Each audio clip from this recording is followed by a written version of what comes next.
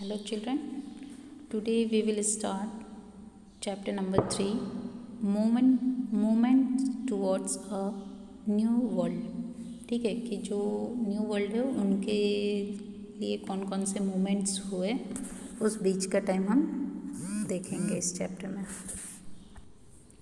Global trends between the two world war. After the first world war people become economically poor. तो after first world war people जो थे, लोग जो थे वो कैसे हो गए, गरीब हो गए। The immediate governments in power were unsuccessful in improving this condition. तो जो कंडीशन थी लोगों की उस समय की, तो जो और सरकार थी वो असफल रही उन लोगों की कंडीशंस को ऊपर लाने के लिए। मीन्स उनकी जो हालत थी उसको और अच्छा बेहतर करने में वो असफल रही। People lost trust in democracy. तो जो लोगों का लोकतंत्र में एक विश्वास था वो उठता चला गया। Dictatorship began in some countries which become a driving force for the second world war. तो जो डिक्टेटरशिप था मतलब तानाशाह जो था वो कुछ कंट्रीज़ में स्टार्ट हो गया, जिस वजह से जो सेकेंड वर्ल्ड वॉर है उसमें तेज़ी हो गई, एक स्पीड मिल गई। Let's study the following series of event in this respect. तो इन सीरीज़ के बीच में जो भी इवेंट्स हुए उसके बारे में हम देखेंगे। तो फर्स्ट है fascism in Italy, Nazism in Germany, militarism in Japan, global depression 1929 और 32। ये चार मेन इवेंट्स हैं जो कि हम देखेंगे आज के अपने इस वीडियो में। तो फर्स्ट है fascism in Italy. In the first world war Italy was on the side of the winning nation and fought for those Nations. तो फर्स्ट वर्ल्ड वॉर के में जो इटली थी वो उन कंट्रीज़ का ही साथ दे रही थी जो कंट्रीज़ जीत रही थी, और उन्हीं कंट्रीज़ के लिए वो फाइट भी कर रही थी। It incurred a massive expenditure of $12 billion, lost lives of 6 lakh soldiers, yet the other winning nation took over the choicest territories, ignoring Italy। तो ये जो इन लोगों के लिए फ़ाइट कर रही थी उसमें इटली को 12 बिलियंस का खर्चा करना पड़ा, और जो उनके सैनिक थे 6 लाख तक सोल्जर मारे गए। और जो विनिंग नेशंस थे वो लोग, उनको एक चॉइस हो गई कि वो अपनी टेरिटरीज चूज़ कर रहे थे, जिसमें उन्होंने इटली को इग्नोर कर दिया। किसे इग्नोर किया? इटली को। Italy was angry and frustrated. अब इटली को गुस्सा आया, उसे इग्नोर किया जा रहा था। तो it's nationalistic feeling was hurt for which Italian considered it government responsible and was more than eager to avenge this national humiliation as soon as possible. तो जो एक ये अपमान था इसका बदला उन्हें जल्द से जल्द लेना था, और जो इटली के लोग थे, इटालियंस जो थे, वो गवर्नमेंट को ही इसके लिए रिस्पॉन्सिबल बता रहे थे कि मतलब अपनी सरकार की वजह से हमें इतना अपमान सहना पड़ रहा है। In order to salvage Italy from such a dire situation, Benito Mussolini launch the fascist party. तो अब इसका बदला लेने के लिए उन्होंने क्या किया, जो ये सिचुएशन थी इन लोगों की अपमानजनक वाली, इसका बदला लेने के लिए जो बेनिटो मुसोलिनी थे उन्होंने एक पार्टी लॉन्च की। He adopted a bundle of stick and axe, a symbol of supremacy of the Roman emperor as the symbol of this party. तो उनकी जो ये पार्टी थी फासिस्ट पार्टी, उसका सिंबल उन्होंने क्या दिया, जैसे कि कोई भी पार्टी होती है, बनती है, तो हमने देखा होगा सबका जैसे कमल है, हाथ है, तो ऐसे उन्होंने अपनी पार्टी के लिए क्या सिंबल रखा, bundle of sticks and eggs, एक कुल्हाड़ी और गट्ठा, किसका, लकड़ी का, जो स्टिक्स होती हैं। Fascism was evolve from the Italian word fascismo और fasces which mean absolute control of the state on all things. तो इसका मतलब जो ये फासिज्म है, इटालियन वर्ड है फासिज्मो फेसिस, जिसका मतलब होता है कि पूरा कंट्रोल, पूरा सब कुछ कंट्रोल किसी एक के हाथ में होना। Mussolini maxim was one party one leader. He gave military training to his party volunteers who wore black uniform. तो मुसोलिनो, जो बेनिटो मुसोलिनो थे, उसने क्या किया कि अपनी पार्टी के जो लोग थे, पहले तो वो एक लीडर एक पार्टी में विश्वास करता था और उसने जो अपनी पार्टी के वॉलेंटियर्स थे उनको मिलिट्री ट्रेनिंग दी और उनका जो यूनिफॉर्म था वो ब्लैक यूनिफॉर्म रखा। After coming to power Mussolini capture Rhodes and Dodecanese island from Turkey, जो टर्की का आइलैंड था उसे कैप्चर कर लिया मुसोलिनो ने। ये अंडरलाइन करिएगा, रोड्स एंड डेक्कन्स आइलैंड, ठीक है। He also won Albania, Abyssinia and Fiume port in 1924, और ये जो अल्बेनिया, एबिसीनिया, फ्यूम पोर्ट है उसे भी कैप्चर कर लिया 1924 में। Underline this also. After this these victories Mussolini snapped all ties with the League of Nations and joined the Rome-Berlin-Tokyo axis। तो मुसोलिनो ने क्या किया, ये जो पूरी इन सब पर जो इन्होंने जीत ली उसके बाद उसने स्नैप ऑल टाइज, इटली ने क्या किया कि जो लीग ऑफ नेशन के साथ जो भी टाइज थी उस सबको कैप्चर कर लिया, झड़प लिया और रोम बर्लिन टोक्यो एक्सिस का उसको ज्वाइन कर लिया। दस Italy became responsible for the second world war. तो इस तरीके से माना जा सकता है कि और कहा जाता है कि जो सेकेंड वर्ल्ड वॉर के लिए जो कंट्री रिस्पॉन्सिबल थी वो कौन थी, इटली, ठीक है। तो यहाँ पर हमारा फासिज्म इन इटली और होता है। नेक्स्ट देखेंगे नाजीज़म इन जर्मनी। अभी फासीवाद और नाजीवाद हम देख रहे हैं, तो अब जर्मनी का हम देखेंगे। German had lost the first world war. जो जर्मनी थी वो हार गई थी फर्स्ट वर्ल्ड वॉर में। इट वॉज इकोनॉमिकली रन, तो इकोनॉमिकली जो आर्थिक स्थिति थी वो पूरी उनकी बर्बाद हो चुकी थी। Paris peace process and had compelled Germany to sign the treaty of Versailles. तो जो पेरिस पीस प्रोसेस हुआ था उसमें जर्मनी के ऊपर दबाव डाला गया था कि वो ये संधि साइन करे। तो German were extremely angry with this unjust treaty. तो जो जर्मनी के जो लोग थे, जर्मन्स जो थे, वो लोग खुश नहीं थे, बहुत ही नाखुश थे ये ज़बरदस्ती वाली जो एक संधि करवाई गई उनसे। Adolf Hitler join the national socialist German worker party in 1919। तो 1919 में एडोल्फ हिटलर ने ज्वाइन किया national socialist German worker party. This party came to be known as Nazi party, और इसी पार्टी को क्या नाम दिया गया, Nazi party. The Nazi philosophy included nationalism and socialism. तो जो नाजी पार्टी थी वो राष्ट्रवाद को भी इंक्लूड था उसमें और समाजवाद भी। After the death of German president Hindenburg, Hitler assume the post of and establish his dictatorial rule. तो जो जर्मन प्रेसिडेंट थे हिडेनबर्ग, उसकी डेथ के बाद हिटलर ने एज्यूम किया, वो पोस्ट ग्रहण कर लिया प्रेसिडेंट का और अपना तानाशाह रूल शुरू किया। He adopt stern and aggressive policies and led the German toward narrow nationalism. तो जो हिटलर का जो कठोर नीति थी वो मतलब जो रूल्स थे इतने कठोर थे, इतने गुस्से वाले थे कि लोगों को जो नेशनलिज्म की तरफ ढकेलने लगा। German consider Hitler as Fuhrer saviour. तो जर्मन्स जो थे वो हिटलर को क्या मानने लगे, अपना मसीहा मानने लगे। ओके, सेवियर में उदारकता या मसीहा कहना। Nazi soldiers wore blue military uniform and stuck a red strip on their shoulder and wore a symbol of swastika। ठीक है, तो जो नाजी सोल्जर थे वो क्या करते थे, ब्लू कलर का यूनिफॉर्म पहनते थे और एक रेड स्ट्रिप होती थी उनके शोल्डर पर, और उनका जो सिंबल था वो क्या था, स्वास्तिक था। अंडरलाइन करेंगे इसे।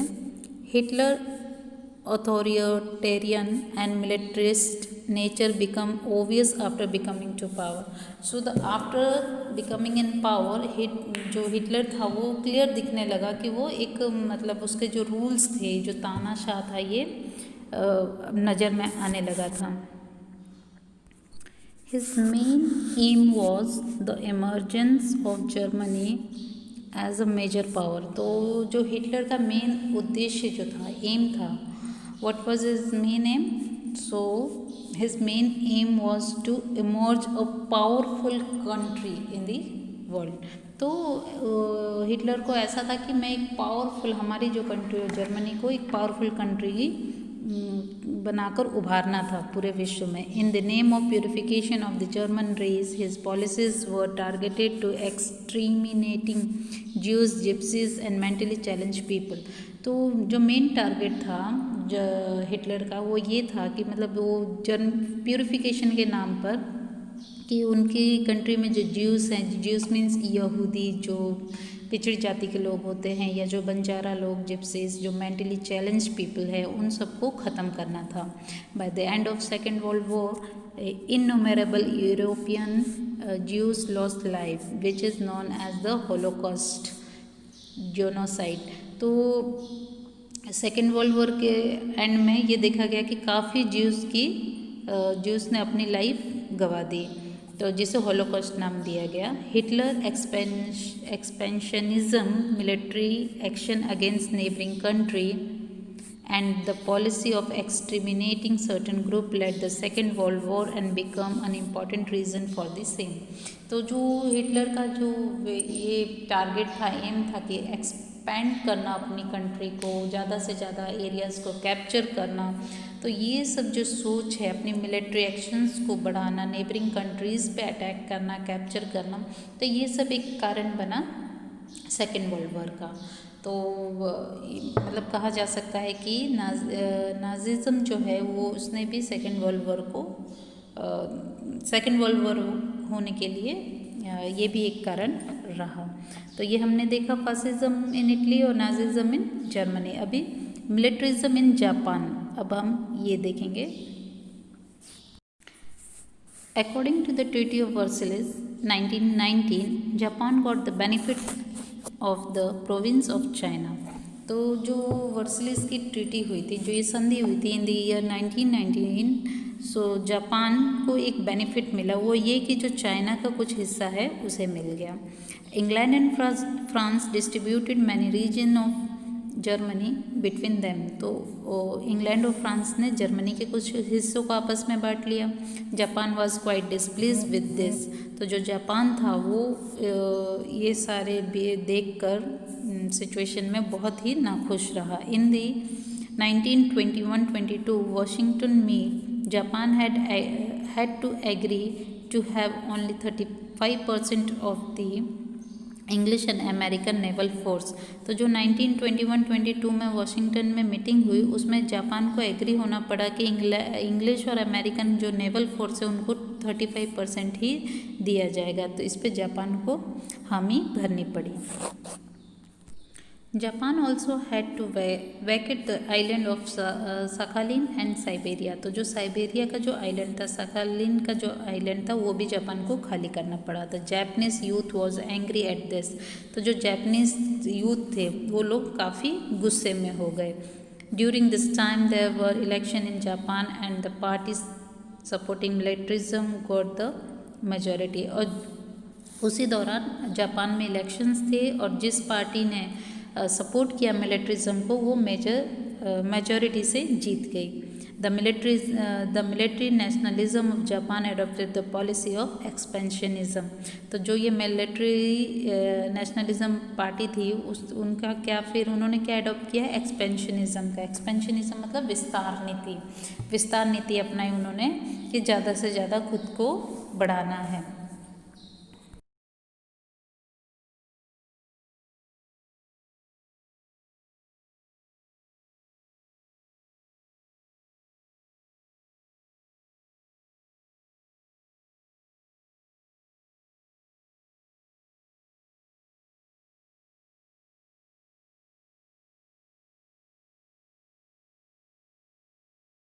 Japan did not get a permanent place in the league of nation. तो जापान को कोई एक परमानेंट प्लेस नहीं मिला लीग ऑफ नेशन में। The western countries could not stop the imperialist activity of Japan. तो जो वेस्टर्न कंट्रीज़ थी वो रोक नहीं पा रही थी इम्पेरियलिस्ट एक्टिविटीज़ जो चल रही थी जापान की उनको। Japan capture Manchuria and establish Manchukuo government 1932। तो जापान ने मंचूरिया जो है एरिया उसे कैप्चर किया और वहाँ पे मंचुको सरकार गवर्नमेंट स्थापित की। Japan establish Manchukuo government in Manchuria. Okay, underline this line. Also it capture Korea, Mongolia, Stan and some province of China. तो उसने कोरिया को भी कैप्चर कर लिया, मंगोलिया को भी, शांतंग को भी, और चाइना के भी कुछ हिस्सों को कैप्चर कर लिया। It improve its relation with Germany and Italy and let loose its string of imperialism.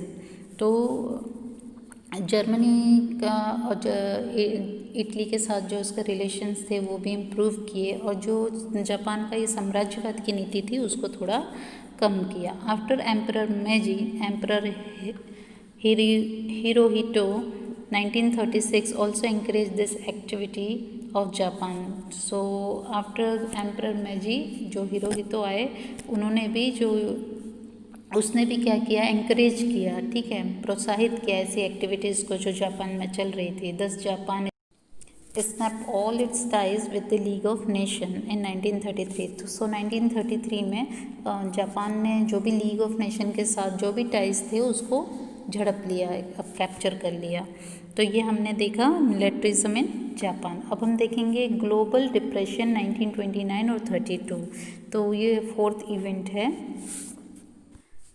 Global Depression 1929-32, the head of most of the European nations had the belief that with the end of First World War, even the post-war problems of the world will come to an end.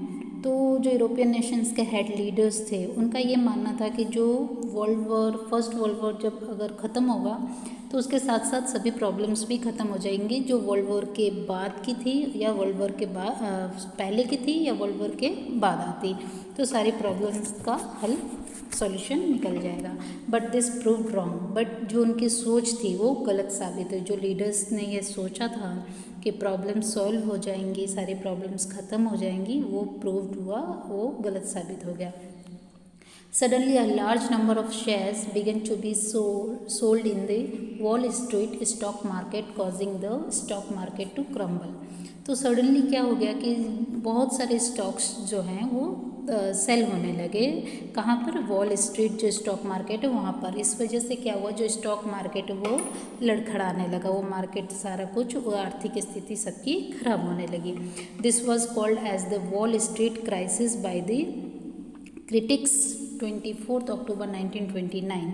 तो इससे क्या कहा गया, जो ये stock market में stock sold होने लगे, अचानक से सब बिकने लगे, तो इसे कहा गया वॉल स्ट्रीट क्राइसिस। 24 अक्टूबर 1929 को ये हुआ था। This crisis shook the whole world and shattered the economic condition of the nation, giving birth to great global depression. अब इस वजह से क्या हुआ, ये जो क्राइसिस है इसने पूरी कंट्री में मतलब एक उथल पुथल कर दिया और उनकी आर्थिक स्थिति को, इस वजह से पूरी कंट्री डिप्रेस हो गई। जो उनकी आर्थिक स्थिति खराब होने लगी तो वो एक डिप्रेशन में चले गए।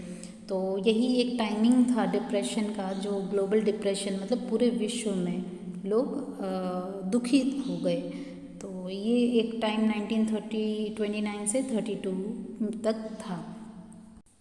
Most of the nation of the world were affected by this. तो बहुत सारे नेशंस उनके ऊपर इसका असर देखने को मिला।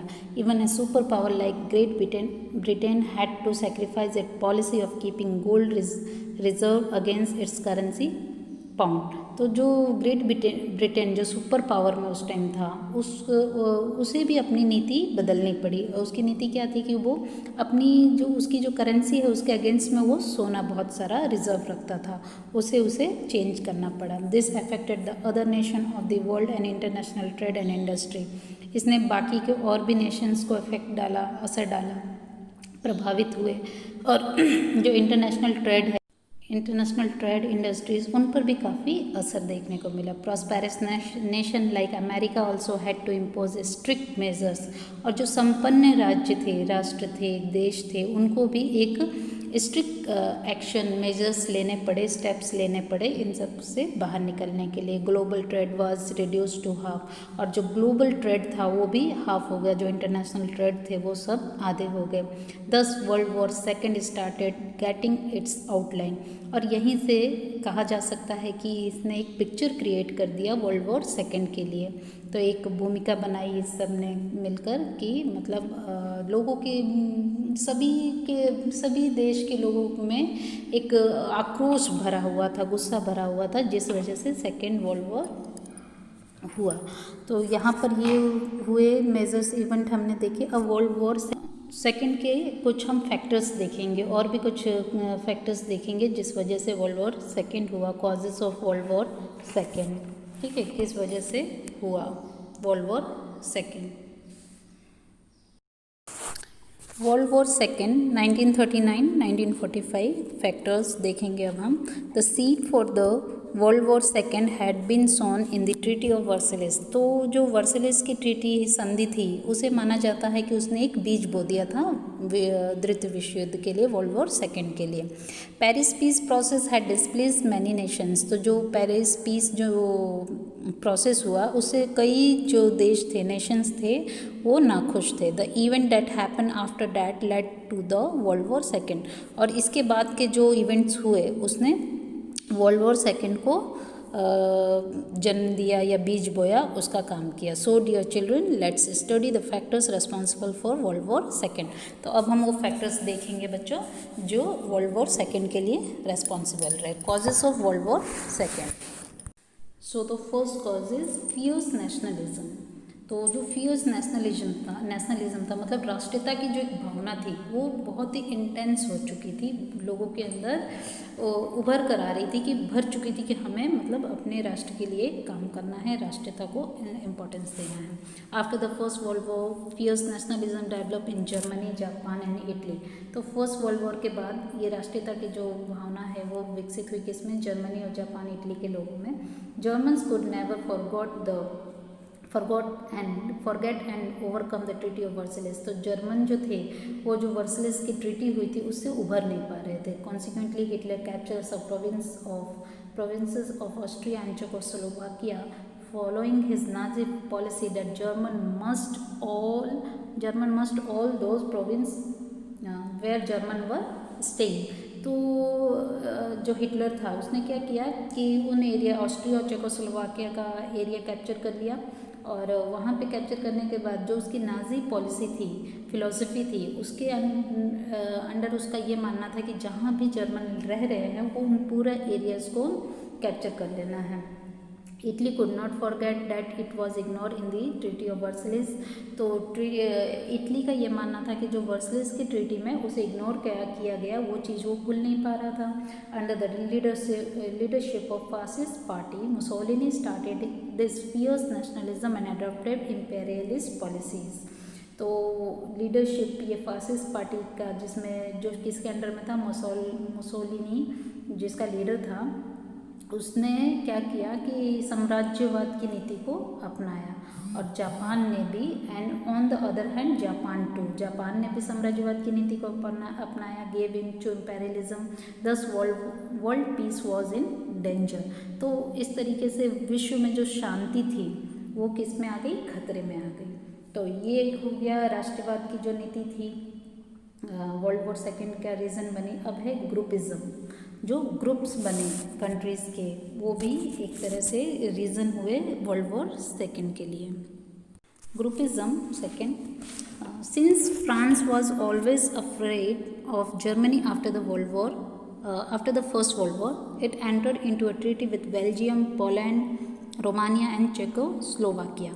तो जो ये ग्रुपिज्म होने लगा तो उसमें इस ग्रुपिज्म में जर्मनी जो है, फ्रांस जो है फर्स्ट वर्ल्ड वॉर के बाद जर्मनी से जो उसका डर था वो ज़्यादा बढ़ने लगा, और इसलिए उसने एक संधि की किसके साथ? बेल्जियम, पोलैंड, रोमानिया, चेकोस्लोवाकिया के साथ फ्रांस ने की। Italy sign treaty with Czechoslovakia, Yugoslavia, Romania, Hungary, Greece, Turkey and Austria. Italy ने इन सभी कंट्रीज़ के साथ संधि की। Russia sign treaty with Germany, Turkey, Lithuania ने ईरान, रशिया ने जर्मनी, टर्की, लुथानिया के साथ संधि की। Italy form the Rome, Berlin, Tokyo axis group with the support of Germany and Japan. Germany और जापान के सपोर्ट से इटली ने एक ग्रुप बनाया, एक्सिस ग्रुप, जिसमें रोम, बर्लिन, टोक्यो ये ग्रुप बना, और जापान और जर्मनी ने उसे सपोर्ट किया। England and France form another group with democratic value. अब जो कंट्रीज़ लोकतंत्र को ज़्यादा इंपॉर्टेंस दे रहे थे उसको उनका एक ग्रुप बना, जिसमें इंग्लैंड और फ्रांस ने एक ग्रुप बनाया। Germany signed a non aggression treaty with Russia. Germany ने नॉन एग्रेशन ट्रीटी साइन की रशिया के साथ। Thus a whole atmosphere of fear spread in whole world. अब ये एक साथ जुड़ तो रहे थे पर बहुत घबराहट का माहौल हो गया था कि मतलब ग्रुप बना रहे हैं लोग, ये ग्रुप्स क्यों बना रहे हैं अटैक करने के लिए, इस तरीके का माहौल लोगों के मन में एक सोच पैदा हो गई थी।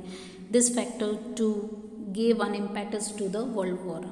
तो इसने भी एक वर्ल्ड वॉर को वर्ल्ड वॉर सेकेंड का एक कारण बनी। ग्रुपिज्म जो है इन कंट्रीज़ का जो साथ में ट्रीटी करना, ये भी एक रीज़न हुआ वर्ल्ड वॉर सेकेंड के लिए। अब जो थर्ड है वो है मिलिट्रिज्म। अभी ये मिलिट्रिज्म भी रीज़न बना वर्ल्ड वॉर सेकेंड के लिए। On one side effort were being made to maintain peace after the world war first world war. तो फर्स्ट वर्ल्ड वॉर के बाद मतलब ये कोशिश की जा रही थी कि विश्व में शांति ज़्यादा से ज़्यादा बनाई जा सके। Whereas on the other side European nation were competing for ammunition. तो जो और वहीं दूसरी ओर जो यूरोपियन नेशंस थे वो लोग ज़्यादा से ज़्यादा हथियार बनाने में कंपटीशन में लगे पड़े थे। The production of more and more weapon increase in all European Nations. तो यूरोपियन नेशंस में ज़्यादा से ज़्यादा हथियारों का प्रोडक्शन होने लगा। European nation war weapon better than the other were being manufactured.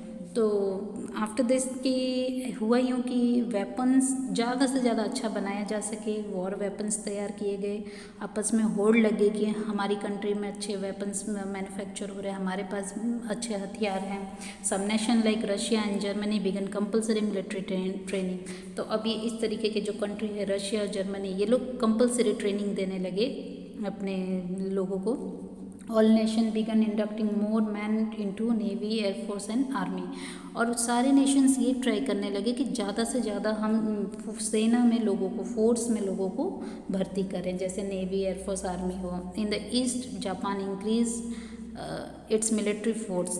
तो जापान ने भी अपनी मिलिट्री फोर्स बढ़ा दी। Finally the world war second had been declared when even England and France tried to equip themselves with war weapons। तो finally क्या हुआ कि वर्ल्ड वॉर सेकेंड डिक्लेयर हो गया और फ्रांस और इंग्लैंड ने भी खुद को तैयार कर लिया हथियार के साथ इस युद्ध में शामिल होने के लिए। तो ये भी एक रीज़न हो गया। अभी फोर्थ है failure of the league of nation. तो फेलियर जो लीग ऑफ नेशन है वो फेल हो गया, जिसकी वजह से वर्ल्ड वॉर सेकेंड उसको मौका मिल गया होने का, और या एक तरीके से सपोर्ट हो गया वर्ल्ड वॉर सेकेंड के लिए। Failure of league of nation. In order to establish peace after the first world war the league of nation was form. तो फर्स्ट वर्ल्ड वॉर के बाद विश्व में शांति बनी रहे उसके लिए लीग ऑफ नेशन इस्टेब्लिश किया गया। But neither could it become a supreme organisation having sovereignty over other nation of the world. तो एक ही सुप्रीम ऑर्गेनाइजेशन इसे नहीं कहा गया, नहीं माना गया, जिस वजह से ये फेल हो गया और अदर नेशंस पर अपना एक पावर भी होल्ड नहीं कर पाया। Not did it have it own army to make the nation follow its principle. और ना ही ऑर्गेनाइजेशन के पास खुद की आर्मी थी, जिस वजह से जो नेशंस हैं उसके प्रिंसिपल्स को फॉलो करें। Member nation were not oblige to take their problem to the League of Nation or to accept the judgment passed by it। तो जो members थे लीग ऑफ नेशन के, वो एक तो अपनी प्रॉब्लम लेके नहीं जा पाते थे लीग ऑफ नेशन के पास, क्योंकि उनका जो जजमेंट है वो लोग एक्सेप्ट नहीं करते थे। Many Nations have move out of the league of nation. कई नेशंस जो थे वो लीग ऑफ नेशंस के जो मेंबर थे उससे वो बाहर आ चुके थे, उन्होंने वो छोड़ दिया था लीग ऑफ नेशन में से अपना नाम। Initially Russia and Germany snap their ties with the league of nation. तो पहले तो जर्मनी और रशिया ने लीग ऑफ नेशन के साथ अपने सारे टाइज ब्रेक किए। Later Italy Japan move out because Italy had capture Abyssinia को इटली ने कैप्चर किया था, इसलिए इटली ने भी लीग ऑफ नेशन से अपना नाम वापस ले लिया। जापान अटैक मंचूरिया पर जापान ने अटैक किया था, इसलिए जापान ने भी लीग ऑफ नेशन से नाम आउट करवाया, मेंबरशिप छोड़ दी। Germany has away from province of Czechoslovakia, और जर्मनी ने चेकोस्लोवाकिया के कुछ एरियाज़ को, प्रांतों को हड़प लिया था, तो उसने भी लीग ऑफ नेशन से अपनी मेंबरशिप निकाल ली। Still the league of Nation could do nothing, तो लीग ऑफ नेशन कुछ भी नहीं कर पा रहा था। इन सब ये सारे कुछ हो रहे थे और लीग ऑफ नेशन कुछ नहीं कर पा रहा था। The greed for power among several nation become stronger in the league of nation. तो अब ये जो एक रीज़न था, लोगों में एक, सभी कंट्रीज़ में एक फीलिंग आई थी कि हमें अपनी सत्ता को बढ़ाना है, तो जिस वजह से लीग ऑफ नेशन जो है वो फेल हो रहा था, मतलब इनकी मंशा को वो कंट्रोल नहीं कर पा रहा था। It could not stop groupism, और जो ग्रुपिज्म चल रहा था उसे भी नहीं बंद करवा पा रहे थे। This was the biggest failure of the league of nation. तो ये कारण बने लीग ऑफ नेशन के फेल होने के। तो ये भी जो लीग ऑफ नेशन फेल हो गया, ये भी एक कारण बना कि देश में शांति नहीं रह पाई, और फर्स्ट वर्ल्ड वॉर के बाद सेकेंड वर्ल्ड वॉर वो हो गया। अब है ट्रीटी ऑफ वर्सलिस। जो ट्रीटी हुई थी वर्सलिस की, वो भी कारण हुई सेकेंड वर्ल्ड वॉर के लिए। The treaty of Versailles got it form in the Paris peace process at the end of first world war. तो जो ये ट्रीटी हुई थी वर्सलिस की पेरिस पीस प्रोसेस में फर्स्ट वर्ल्ड वॉर के बाद, since Germany was found responsible for the war, तो जर्मनी का ऐसा मानना था कि जर्मनी कारण बनी थी। तो जर्मनी को माना गया इसका रीज़न कि जर्मनी की वजह से फर्स्ट वर्ल्ड वॉर हुआ, इसलिए हर्जाने के रूप में जर्मनी को 6.5 million pound as a fine देना पड़ा। Its Ruhr province was taken away. उसका जो एरिया था, प्रांत था रोर का, वो ले लिया गया। Rhine river had to be open for international sea route. जो राइन रिवर है उसको इंटरनेशनल सी रूट के लिए मतलब ओपन कर दिया गया। दस such an unfair and humiliating treaty was forcefully impose on Germany. तो ये जो एक अपमानजनक एक संधि थी, अनफेयर जो एक ट्रीटी थी, वो ज़बरदस्ती की लादी गई थी जर्मनी के ऊपर। The German dictator Adolf Hitler called the treaty of Versailles as a piece of paper and announce to reject it. तो जो जर्मन डिक्टेटर थे उन्होंने ये कहा कि जो एडोल्फ हिटलर, उन्होंने ये वर्सलिस की ट्रीटी को कहा कि एक कोरा कागज़ है या एक कागज़ का टुकड़ा है, हम इसको नहीं मानते। उन्होंने रिजेक्ट कर दिया इस ट्रीटीज़ को। तो ये भी एक रीज़न हुआ सेकेंड वर्ल्ड वॉर के लिए। अब है sixth, imperialistic ambition of Adolf Hitler. तो एडोल्फ हिटलर का जो ये साम्राज्यवादिक एक सोच थी, एक उद्देश्य था, वो भी कारण बना वर्ल्ड वॉर सेकेंड के लिए, जो कि अब हम देखेंगे। Hitler led the foundation of Second World War. He had fierce nationalist and militarist nature.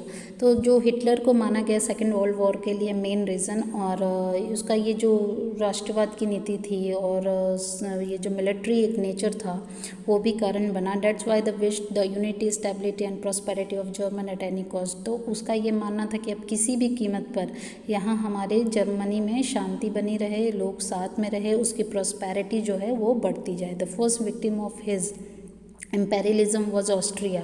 तो जो ये इम्पेरियलिज्म की एक पॉलिसी थी, उसका फर्स्ट जो विक्टिम है, जो शिकार बना, वो कौन बना? Austria. Along with German army he enter Austria on 12 March 1938। German army के साथ वो एंटर हुआ 1938 में, 12 मार्च 1938, अंडरलाइन करेगा, ऑस्ट्रिया में। On the very next day of the Munich convention, Germany had capture Czechoslovakia 1 October 1938। 1 October 1938 में उन्होंने capture कर लिया चेकोस्लोवाकिया के प्रोविंस को। And after that it had capture the Memel port of Lithuania in March 1939। March 1939 में लुथानिया का mammal port को capture कर लिया। Thus a grand German nation was created by Hitler. तो एक बहुत ही मतलब विशाल एक नेशन क्रिएट किया हिटलर ने, क्योंकि काफ़ी एरियाज़ को कैप्चर कर लिया था उसने। His imperialist policy was the main cause of second world war. तो इसकी इम्पेरियलिस्ट पॉलिसी जो थी वो एक बहुत महत्वपूर्ण कारण बनी वर्ल्ड वॉर सेकेंड के लिए। Now German attack on Poland and immediate cause. तो जो जर्मन ने अटैक किया पोलैंड के ऊपर, ये भी एक कारण बना वर्ल्ड वॉर सेकेंड के लिए। The above mention causes had made the whole world to sit on a heap of ammunitions. तो तो ये जो सारे कॉजेज़ बताए गए, इस वजह से सभी नेशंस जो हैं वो होड़ में लग गए। किसकी होड़ में? एमुनेशंस मतलब हथियार प्रोडक्शन की होड़ में। A small spark could blow up the whole world, एक चिंगारी सी डाल दी गई पूरे विश्व में। And this spark was German attack on the peaceful Poland September 1st 1939। और जब पोलैंड पे अटैक किया जर्मनी ने 1939 1 सितंबर को, the world war second began, और वर्ल्ड वॉर सेकेंड। तो ये कारण बना जो पोलैंड पे जो अटैक किया गया। Britain and France warn Germany to stop the war immediately, but Germany ignore the warning. Britain और फ्रांस ने जर्मनी को वार्निंग भी दी, बट जर्मनी ने इसे इग्नोर कर दिया। Hence Britain and France plugged into this war, consequently the war spread in the entire world। और फिर ब्रिटेन और फ्रांस ने भी, मतलब जब जर्मनी ने इग्नोर किया तो उन लोगों ने भी उस पर अटैक कर दिया, और इस वजह से पूरा वर्ल्ड धीरे धीरे इसमें इन्वॉल्व हो गया। वर्ल्ड वॉर सेकेंड धीरे धीरे काफ़ी फैलता चला गया। तो हमने अब बच्चों आज देख लिया कि फर्स्ट वर्ल्ड वॉर के लिए सेकेंड वर्ल्ड वॉर का क्या रीज़न हुआ, ठीक है। तो आज के वीडियो में यहीं तक हम देखेंगे, और नेक्स्ट वीडियो में वर्ल्ड वॉर सेकेंड की जो एक भूमिका थी वो देखी जाएगी, या आउटलाइन देखा जाएगा, और उसके इफ़ेक्ट देखे जाएंगे। Thank you.